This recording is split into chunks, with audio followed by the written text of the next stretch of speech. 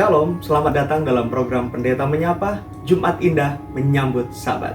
Program ini hadir setiap minggunya pada hari Jumat sore untuk menemani Anda dan keluarga menikmati berkat Tuhan sebelum memasuki hari Sabat.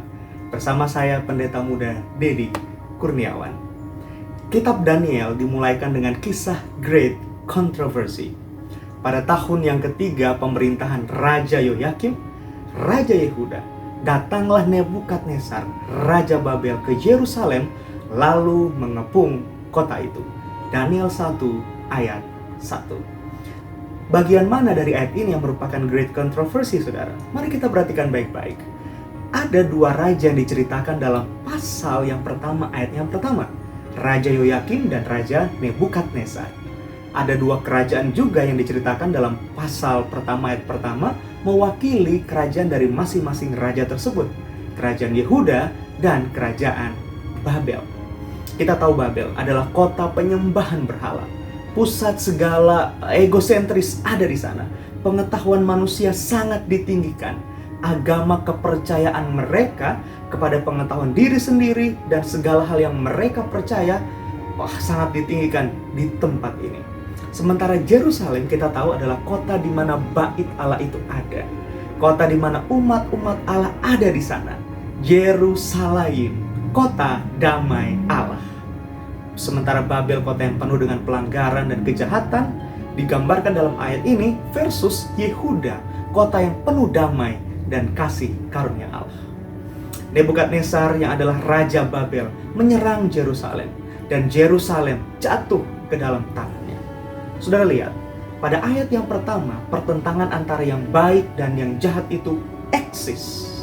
Pertentangan ini menggambarkan pertentangan antara Kristus dan setan yang eksis, yang nyata. Tapi apakah karena Yerusalem kemudian kalah terhadap Babylon, lalu kita simpulkan bahwa Kristus kalah kepada setan? Oh, no saudara, bukan itu kesimpulannya.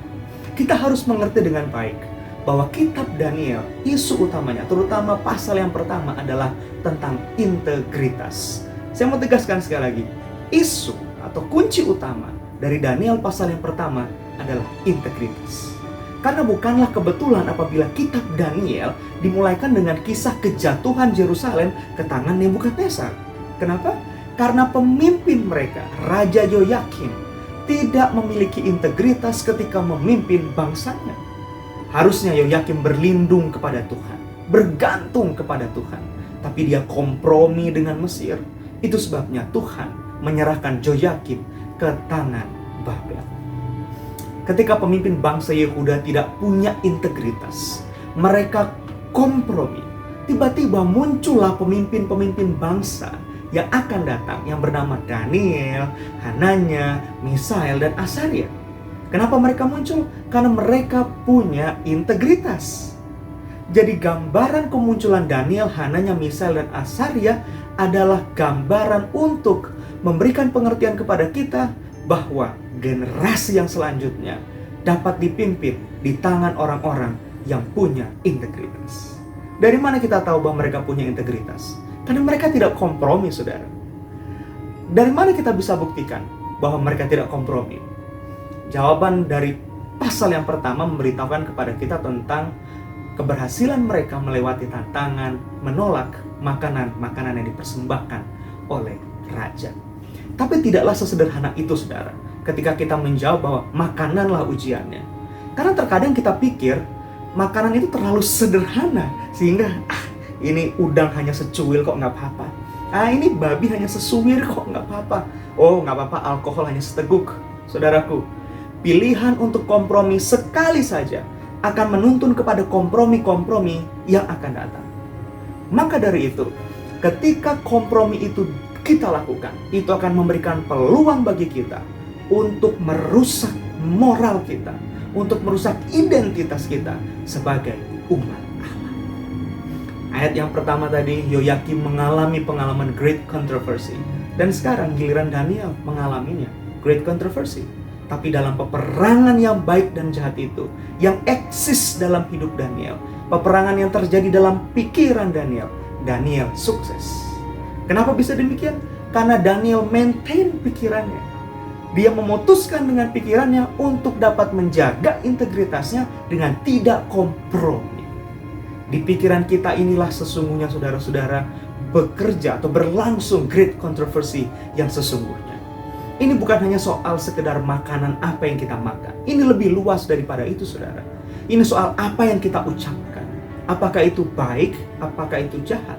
Apakah itu membawa berkat dalam hidup orang lain atau itu membawa kutuk? Ini juga soal apa yang kita pikirkan. Apakah itu berkenan di hadapan Allah atau itu pikiran yang jahat? Ini juga soal apa yang kita lihat. Apakah itu baik atau menuntun kita kepada pencobaan?